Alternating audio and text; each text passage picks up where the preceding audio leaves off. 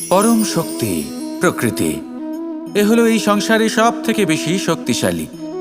এই প্রকৃতির সামনে কারোর কোনো অস্তিত্ব নেই।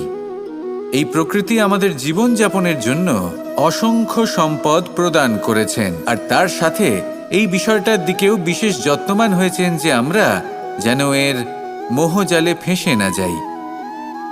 যেমন পেট ভরানোর জন্য চাল ডাল প্রদান করেছেন, তার সাথেই সেই চাল ডালের মধ্যে কীটেরও উপস্থিতি রেখেছেন, যাতে সেই চাল ডাল সময়ের সাথে সাথে খারাপ হয়ে যায়।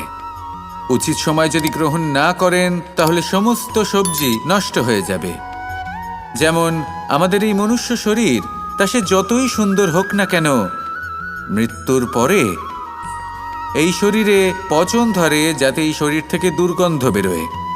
এমনটা প্রকৃতি কেন করেছে? যাতে আমরা যত শীঘ্র সম্ভব সেই দেহের অন্ত্যেষ্টিক্রিয়া করতে পারি, তাকে বিদায় জানাতে পারি, আর তাকে পঞ্চমহাভূতে বিলীন হতে দিতে পারি। প্রকৃতি যেটা করছে সেটা অনুচিত নয়। প্রকৃতি এই কারণে এমন করে যাতে আমরা কর্মবন্ধনে আবদ্ধ থাকি, মোহর বন্ধনে নয়। যেমন ধরুন এই শস্য, ধরুন আপনি চেষ্টা করছেন এই শস্য পেতে এবং আপনার জীবনে সেই শস্য আপনি লাভ করছেন অত্যাধিক মাত্রায়, তাহলে তা ভোগ করুন আর বাকি শস্যটা সবার মধ্যে ভাগ করে দিন, যাতে অন্যেরও পেট ভরে। তাতে যদি আপনি সাফল্য লাভ করেন, শ্রেষ্ঠ কর্ম করেন, শ্রেষ্ঠ ব্যক্তি হয়ে ওঠেন, তাহলে কখনো অহংকার করবেন না, অহংকারী হয়ে উঠবেন না। সেই সাফল্য, সেই শ্রেষ্ঠত্বর সদ্ব্যবহার করুন অন্য কারোর জীবন প্রকাশময় করার জন্য।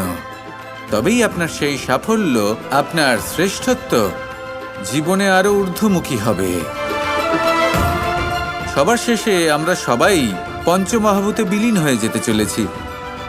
উচিতভাবে এই জীবনের সদ্ব্যবহার করুন, কর্মের সাথে জড়িত থাকুন, এই প্রকৃতির পথপ্রদর্শন মানতে থাকুন, আর আমার সাথে ভালোবেসে বলুন রাধা রাধা। এমন অনেক মানুষ আছেন যারা আমাকে ভগবানের পরিভাষা জানতে চান, যে ভগবান আসলে কি, তিনি কেমন।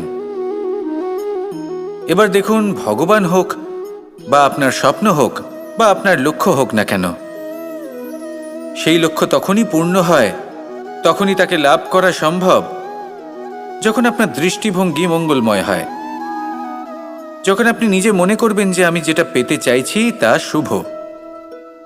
উদাহরণস্বরূপ, কোনো পাখিকে দেখুন, সে গাছের ডালে বসে এবং সেখানেই বিশ্রাম করে, কিন্তু পড়ে না। কেন? কারণ ওর বিশ্বাস যে যে শাখার উপরে ও বসে আছে সেটাই হলো ওর বাসস্থান। যদি আপনি বিশ্বাস করেন তাহলে আপনি পাথরের মধ্যেও ভগবান দর্শন করতে পারবেন, আর যদি বিশ্বাস না থাকে তাহলে যদি ভগবান সামনে দাঁড়িয়েও থাকে তবেও আপনার বিশ্বাস হবে না। তাই বিশ্বাস করতে শিখুন। এই বিশ্বাসের আধারেই আপনি সেই সব কিছু পাবেন যা আপনি পেতে চাইছেন। আসুন আমার সাথে ভালোবেসে বলুন রাধা রাধা।